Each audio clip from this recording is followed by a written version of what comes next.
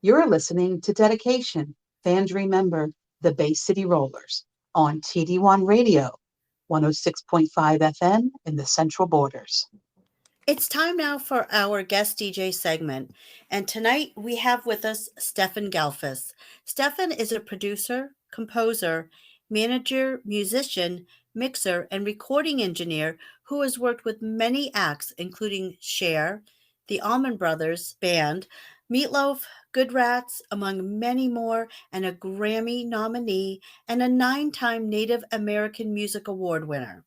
Laura, and with all that on his resume, would you believe this is only his second interview he's ever done, and this is someone who has sold over 100 million records. That's right, 100 million records. That's incredible. Well, that just goes to show how wicked smart we are to find such an amazing guest to have on our show. Indeed, it does. And we have him with us tonight to talk about his experience with the Rollers, producing and engineering Ricochet. We will be playing all the songs from that album after we talk to Stefan, and we cannot wait to hear all about his experience working with the Rollers. Hi, Stefan. Welcome to the show. Thank you. Thank you Hi, very much. Stefan. And Thank you. thank you for coming up with the $5 million to get me to do this. I You're very Yes, appreciate it. you know, welcome. our budget is hella thick. Yeah, I Just ask really. anyone, uh, they'll tell you. no, actually, they promised me if I was really good and I come to visit them at their house, they'll give me a Coca-Cola. So There you go. it was And totally. we are down on the floor doing our "We're Not Worthy," so don't worry. Well, thank you very much for having me. Thank So, Thank you. Stefan, the big question I think that a lot of roller fans want to know is how did you become the producer of this album? Uh, it's kind of a slightly involved story, and it involves the people who took over their management. And there was a guy named Al Delantash and another guy, David Sonnenberg. And they managed Meatloaf and a few other people, and they also were managing me at the time. And we were just talking about things and directions for them to go. And Al Delantash, one of the partners, he was a roller fan, and it had come about that the Rollers were looking for management, and I was like, "Well, guys, if you can nail them, believe it or not, I would love to produce a record." And up to this point, they had guided me career-wise into doing sort of the underground New York rock and roll, artistic sort of direction.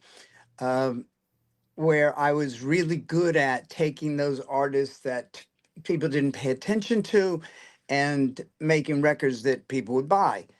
Are Uh, you talking about the CBGB scene back then? yeah, That was yes, all kicking off. yeah, the So, the, CBGB scene, and also a great deal. I did a great deal of work in the United Kingdom. So between New York and London, I was never an LA guy, though I started my career as a staff producer for Warner, but I was the first East Coast staff producer. But I still was involved with that, and that was an amazing experience. I learned my job. yeah, Uh, but I think at that time, New York and London were the two scenes for that kind of music initially. yeah, yeah. I It mean, to didn't me, make it LA. out there right away, did it, to the West Coast? Yeah, I've always had this East Coast energy, and it is Yeah, different than the West Coast. yeah, It just for sure, is, for sure. and I just never fit in with the West Coast energy. I just wasn't. It's it's like you guys. You're from the East Coast, and you know that we move quicker. I mean, it's Yeah, Yes. a fact. yeah. I hate Instead of the generalization. BDE with BD energy, we have EC energy. Yes, exactly. And so they were able to get the band signed for management, and then with my name attached to it, they were able to get a deal for them with a major label because they were in between labels at the time, and they'd also changed lead singers, bringing Duncan Four on to be Yep. uh, the new lead Yes. singer. And I knew Duncan's work because I'd spent a lot of time working in South Africa, and Duncan was in Rabbit. He was the lead singer, and that was one of the biggest rock and roll Yep. bands ever. Wow, what a small world that you would know him from back then. Yeah, well, I was always traveling. one producer who has produced music and performed on every continent, including Antarctica. So Oh my Wow. no other producer, born or dead, ever has done that. And I feel really blessed that people around the planet wanted to work with me. And I think because I brought to the table the fact that I was a musician hmm and composer and an engineer, so I could kind of do it all. I could Sure. sort of like get involved and be able to bring it home for people. And I never thought to become like charging like the Mutt Lang prices at the day for producing. I Mm. enjoy doing it. I had my own studio. I still have my own studio, and I really love producing music, and I love challenges. And the Rollers to me were a challenge Now, because, what do you mean by that? well, I had I knew some of their original management, Okay. which, Okay. to say the least, Challenging. D- Well, I mean, I can say it. I mean, they're just criminals. They're horrible Yeah. people.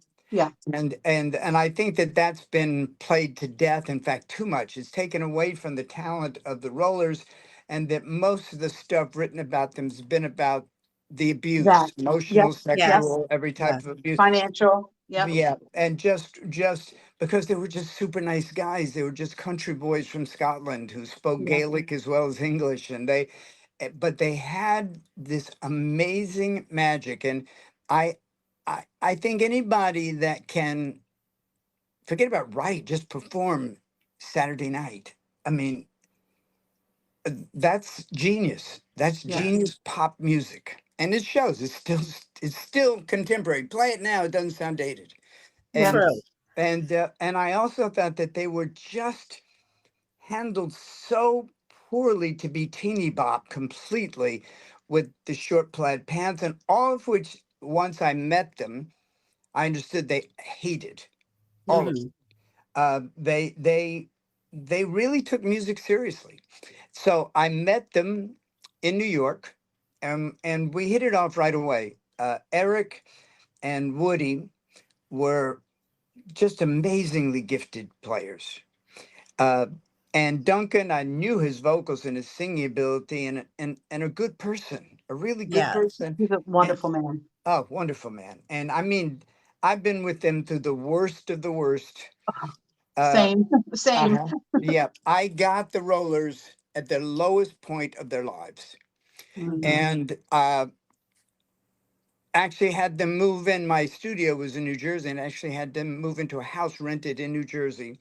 Oh, I've been in And that house. That you house Maple, is have, not yeah, Maple famous City. amongst Bay City Roller fans. What is it? yes, Maple, the Tudor, the beautiful Tudor home. yes, and we spent as much time therapeutically as we did musically, getting to know each other.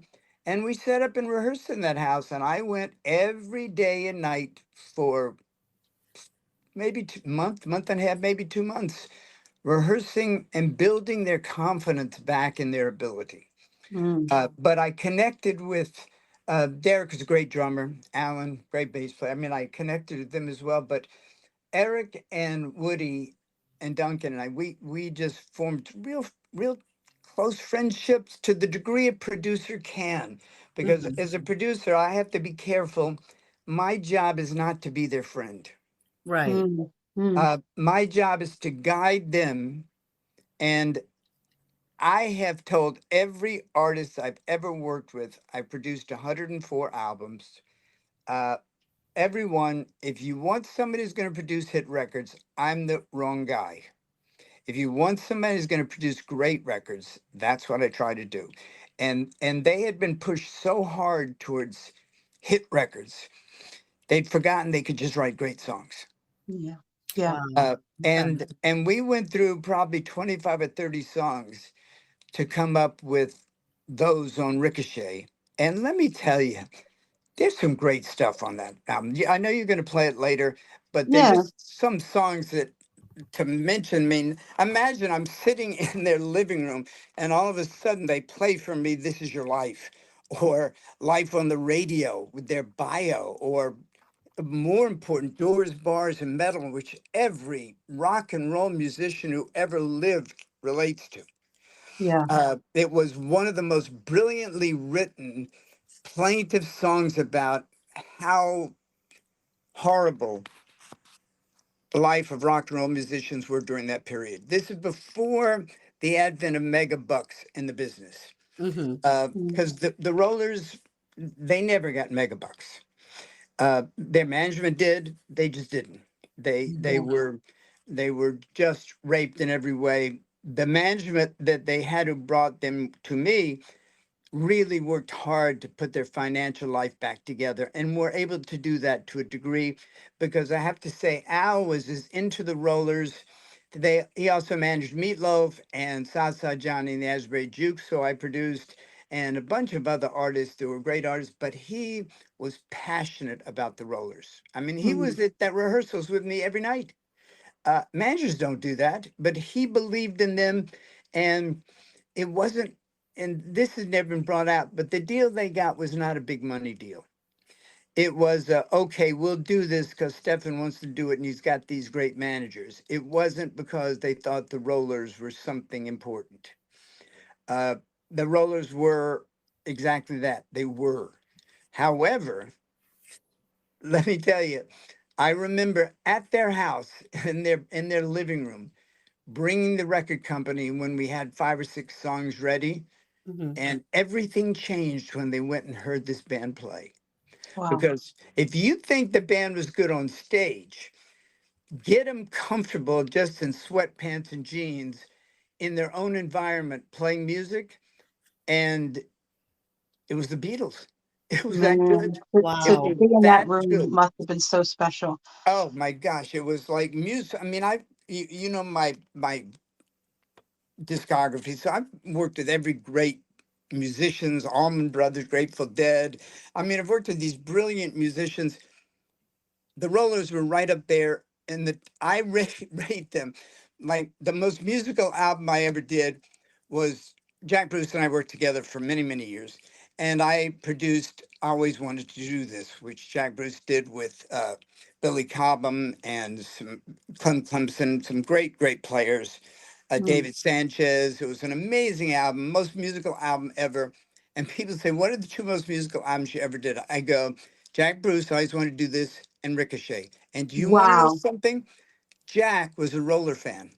Wow. Guy from Cream. He's a big roll. In fact, if you Google him, you'll see Jack favorite band. He'll say it, and he'll say he was Scottish too. And he went to see them early on. He could not believe the energy that they could put out.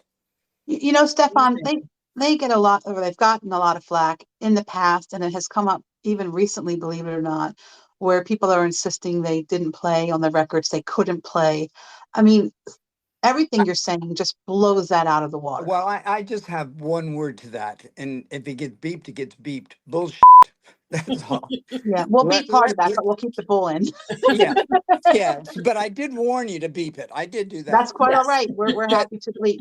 We're it happy to bleep. needs it needs that strong of a word because I want to tell you, I am obviously I played my whole life, and uh, Forbes magazine last year says you can Google it. I mean, it says that I'm the highest paid session musician in the world, which means that I've got to be pretty good, right? Right. And I'm also the busiest. And Mm. let me tell you, they gave me a run for the money in their musicianship.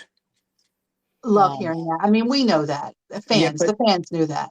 but I don't Um, think the fans are like super gifted music. Like I mean, it's not ego. I've been doing this long. I'm a pretty gifted musician, and I look at them as some of the finest musicians I ever worked with. And I worked with like stuff, and I worked with all the jazz players in New York, and I mean, we were the session group, and so were all there. The Rollers were the first time we got into rehearsal. I knew they were good musicians. First time we got in rehearsals and I had brought my guitar to kind of do stuff, I never had so much fun. Derek and Alan were a rhythm section as good as Muscle Shoals.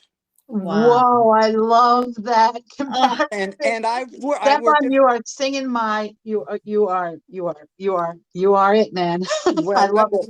let me tell you, I just don't think enough top people. I mean, that's why I did this interview, really was because I just think so underrated, certainly in the top two or three pop bands, top two or three bands ever from a musician point of view, just musician, forget about writing Yeah. or their charm or their energy, mhm. because their synergy when they started playing was so much better than themselves alone, and they were great alone.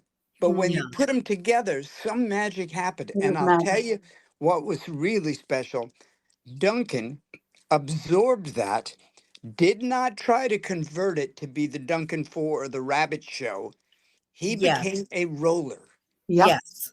And that's a tough gig for a singer to do, Oh, yeah. because he'd been extremely successful in another band. And he came into this and he committed to being a roller, and he took direction. This gifted singer, anything I wanted. What do you want, Stefan? Tell me what you. He worked on vocals. I mean, he's a gifted singer, and he would work his tail off. Yep. Uh, and he's, as you know, he's just lovable. Oh, Okay, Yes. I mean, oh come my on, goodness. the guy is just lovable. He was just the cutest thing ever.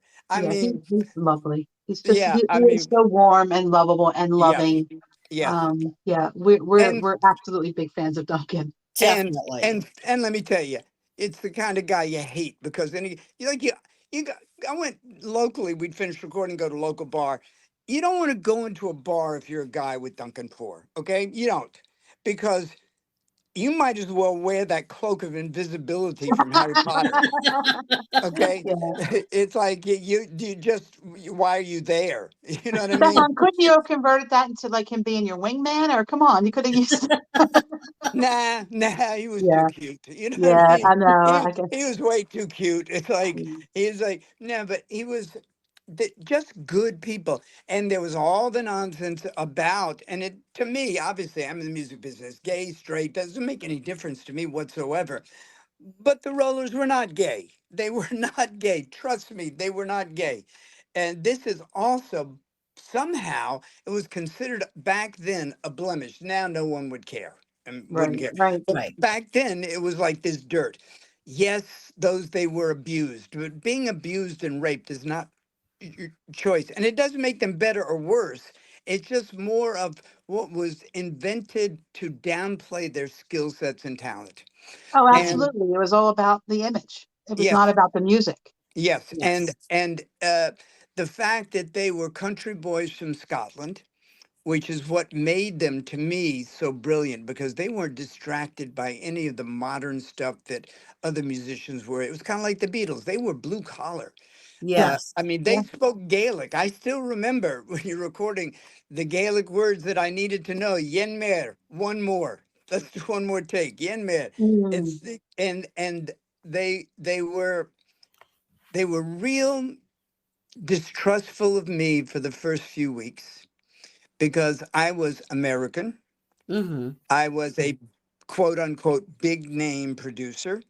Yeah, they had some And baggage, didn't they? A little bit. yeah, and they had baggage, and my coming in there, they were extremely distrustful that I was going to change them and make them, and especially when I came in with my guitar, and they'd already been through that of other people trying to get other people to play on their records. And Oh, sure. but in my first day, I said, I'm bringing my guitar with me, but here's the way it works. You guys are playing this record, good, bad, or indifferent. Before I heard him play, I gave my speech. So it's how much you're willing to work to get these songs written to, and they did. I think one of the first songs they played for me, they put together Statue of Liberty. Oh my Oh, God. yeah, I want to talk about that because that didn't make the album, and I would love to know why. Because it's Uh, brilliant. it's brilliant. It's brilliant.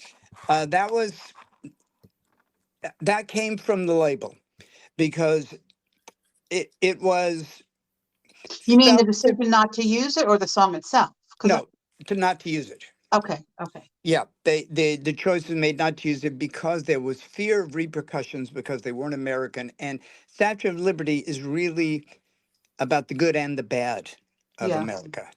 A brilliant song, but it was during that period of time as well where people were real hesitant about. It was still where America was all pro-America, you know. This is before all the morons since who've run this country, and I don't care what your party is; they're all morons. It's like, Mm. there's like God forbid we get somewhere down the line somebody good who could run for office, but they were making a statement, both good and bad, but very honest feelings as foreigners about this country, and the label That's felt kind of that a shame because they're outside looking in. yeah, What better person to yep, comment? yep, but it was decided now, and that broke my heart because that song just brilliant, Well, we're going to brilliant. include that when we play the album, so Will that you? will be Oh, heard later. Yes. Oh, for sure, for oh, sure. fabulous! Because that has rarely been broadcast. Yeah, it's a brilliant And song. yeah, and I think give people time and warning. Tell them if you can tape the show. Like, yeah, get this down and keep it because there's almost no way to get it, and it's one of those lost treasures. Also, I think it's one of my best productions. I Mm. love the production on that song. I love the musicianship they displayed. Because if you really listen to that record, the musicianship is so high. It Well, is it's so so high good. on this entire album, and I'd like Yeah. to ask kind of a question, like a fantasy question. If you were doing this today, Mm-hmm. what could have been done differently to have made this, a Grammy nominated record? They'd have to have changed their name. Yeah, I think that's Completely. that's the consensus. Yeah, That's consensus. Yeah, that's all they would have needed to do.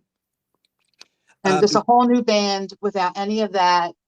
yes. And they're like, It, wow, look at this new. And then they find out after it's getting all the yes. accolades and all the awards, their Yes. their backstory, if you will. There's no question about that. There's just no question.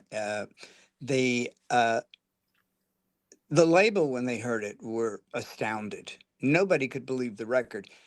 And then reality hit when they started promoting it because they wanted, they were stereotyped as this teeny bop, talentless group.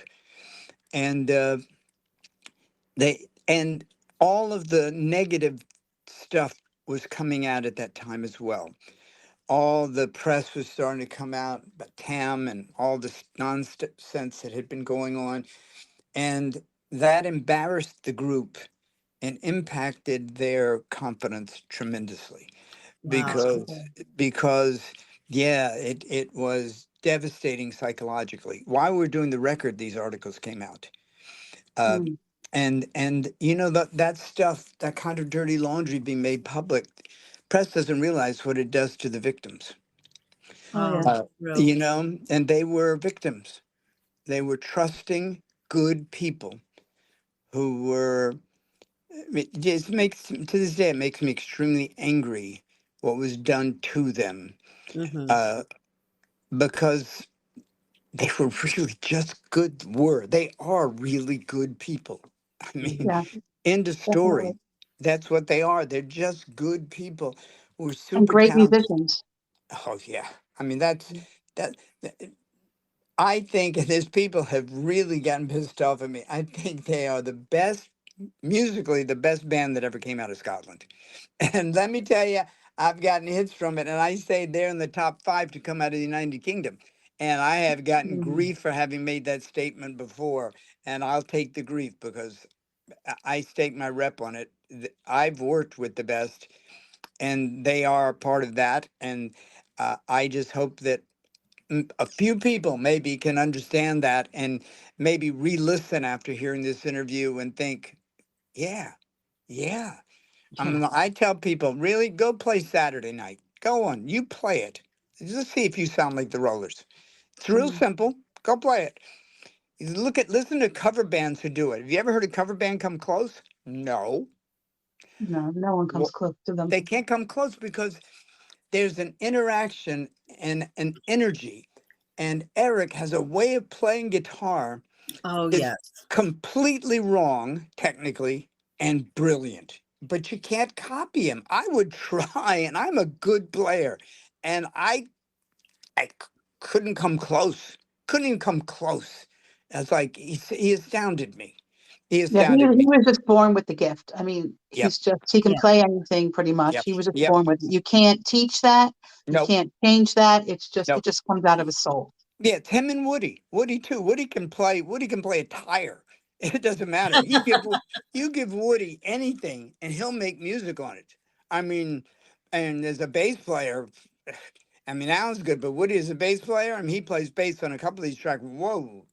I mean, wow. that's He's like, amazing. yeah. I mean, I love hearing everything you're saying.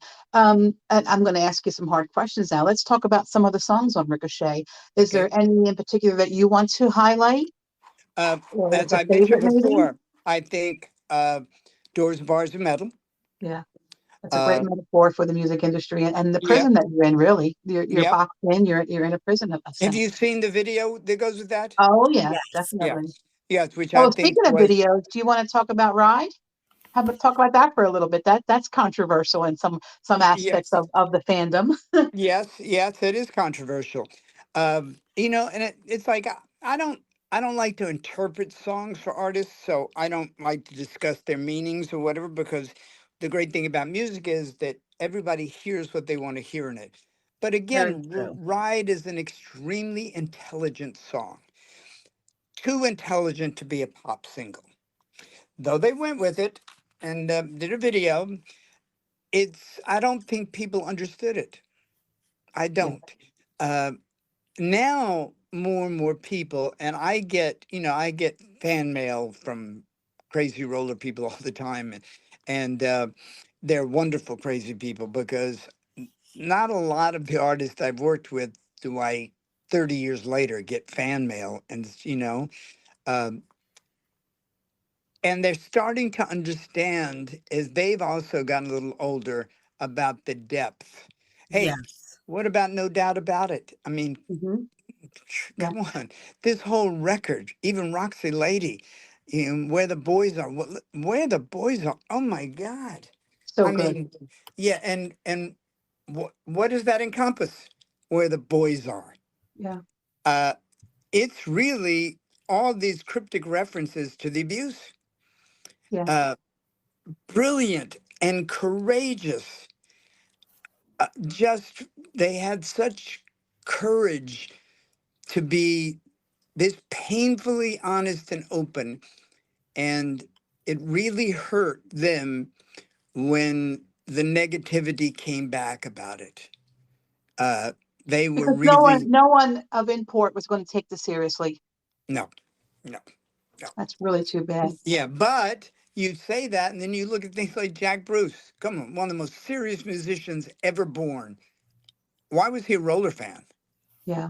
He's not 'Cause- stupid exactly. because he's created some of the most progressive musical stuff in the world, and he always said one of the top three bands: Beatles, Rollers, and Mahavishnu Orchestra.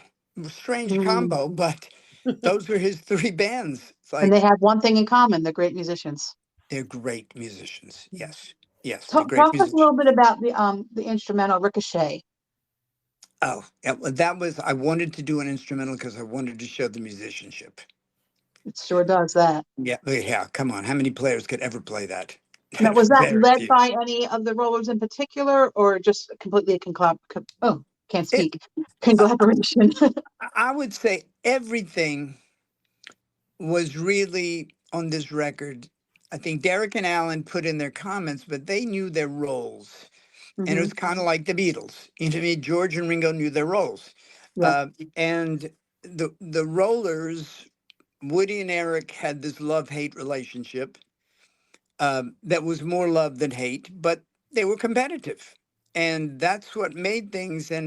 And then Duncan is a good guitar player. I mean, Oh yeah. Oh yeah. yeah, let's not mess around and think he just sings. That guy can play. Oh, he Yes. And sure can. when they realized that Eric and him could do these harmonies and things together, wow. and they came up with this song, and they want originally it was going to have lyrics, words, and I was like, no, no, no. I know that the Rollers doing an instrumental is nothing anybody would ever expect, so let's do it. Let's Oh, do it. true. And yeah, because an instrumental from the Rollers, Right. uh, unfortunately, nobody got it. Radio, no radio ever played it. Even though the Mm, album was called Ricochet, nobody ever played it. Uh, and I lobbied hard for the album to be called Ricochet, so attention would be on that song. mm, But Oh, okay. yeah, but because I knew people weren't going to play it, but at least they go, "Oh, that's the album. Let me listen," and maybe they'd get it. But the climate wasn't right. Music was going through a change. We were getting away from pop music and going more towards rock and roll and Hmm. heavier rock and roll. And so time, and lots of MTV. things. I mean, MTV. I mean, they were all. Yes. I could say there was a video for Ride that we sort of talked about, and Hmm. then Life on the Radio. I mean, that to me is such a brilliant video. Oh, talk about that. The Life on the Radio video. Like that was Oh, made for yeah. MTV. Why didn't that catapult them? Again, the MTV was alternative more, and the Rollers were just stuck in that teeny bop label. Mm, So MTV didn't get it. And at the beginning, I don't know if you remember, but this is the beginning of MTV, but MTV at the beginning played American acts, very few females, and almost no black acts. mm, That was Oh, MTV. oh, Yeah. wow. Yeah. And so it was going to be tough for them to get on. And because, they were kind of transplants here in America, that they were kind of living here, but, they didn't have a lot of money. It wasn't a great situation. They were away from their families. It was hard for them. It was very hard for them. And they stuck it out as much as they could. And the label really did try. They did. Hmm. They were batting their heads against the wall.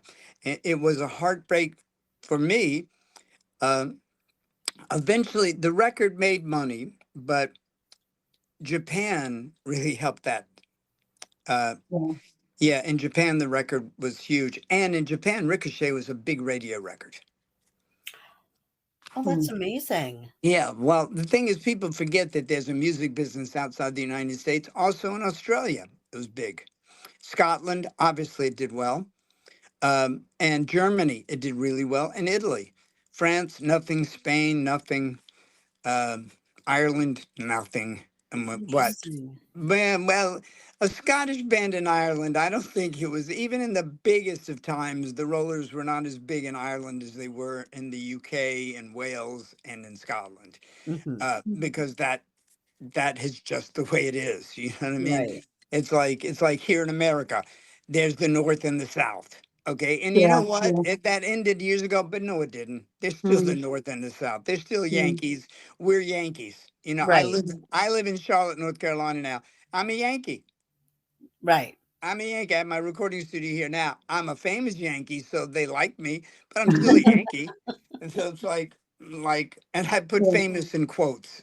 I came from like a little kicker town in the mountains of Georgia, and Mm, baseball scholarship to NYU. But that's awesome. where was NYU? In the village. And what Yeah. could I do? I played banjo, mandolin, acoustic guitar, and what was exploding then? Folk music. Oh yeah. Oh, So wow. who played Have fun. behind everybody? And I produced Peter Yar from Peter Paul and Mary, and Albert Grossman, who managed Peter Paul and Mary and the band and Janis Joplin. He became my manager, meeting me down there because I was this guy who came to New York to play all these instruments nobody played, like dulcimer, mandocello, mandolin, mandola. Wow. They're like, and I played all these, and nobody else did. I played behind Peter Paul and Mary, Bob Dylan, Janis Joplin.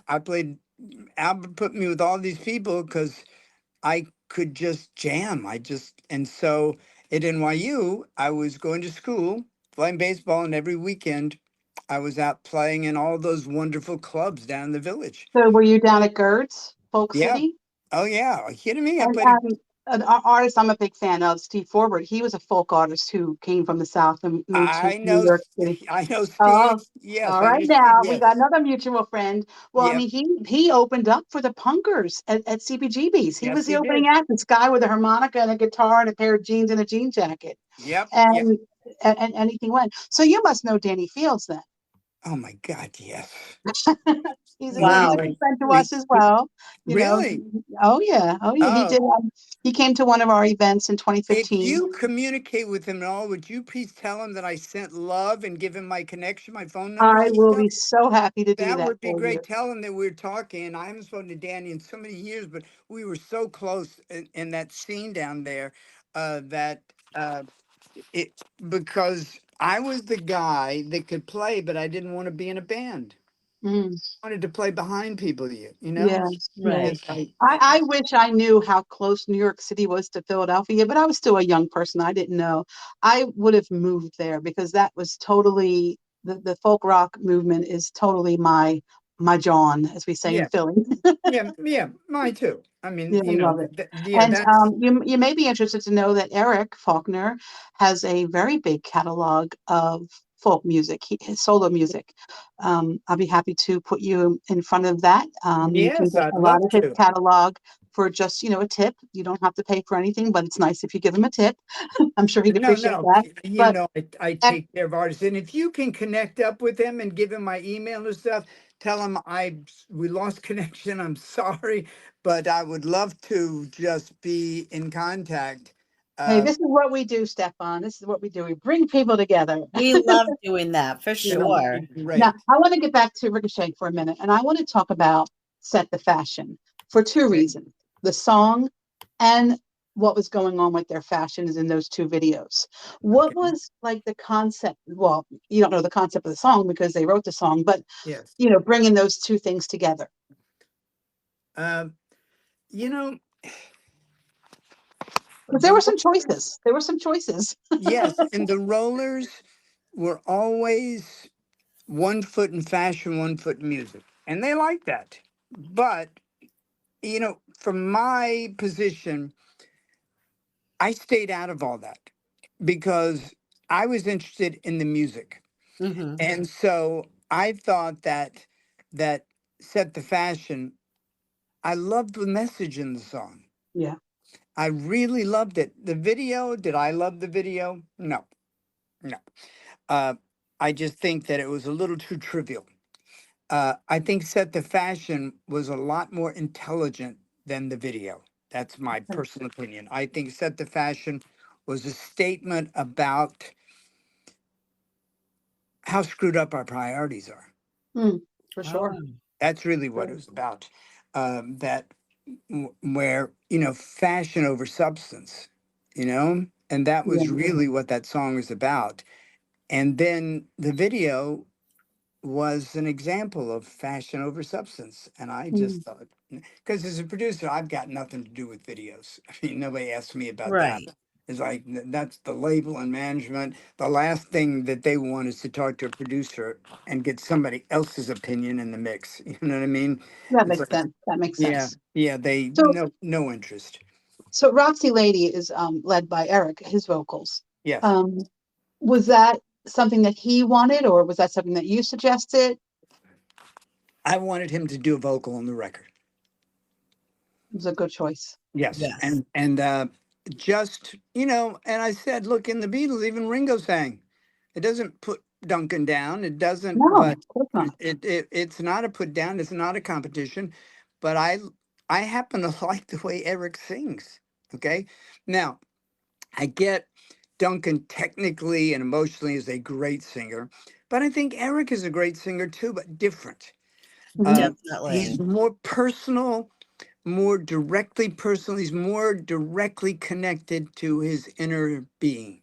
Well, he's a songwriter. It's his Yeah. emotions that he's Yes. conveying. Yes. Yeah. Exactly. And you talk about a great songwriter. Oh my God, he played me so many songs. I didn't know where to start. I mean, usually as a producer, you're trying to drag 10 songs out, and I had probably 100 to choose from. Oh my Uh, gosh. Wow.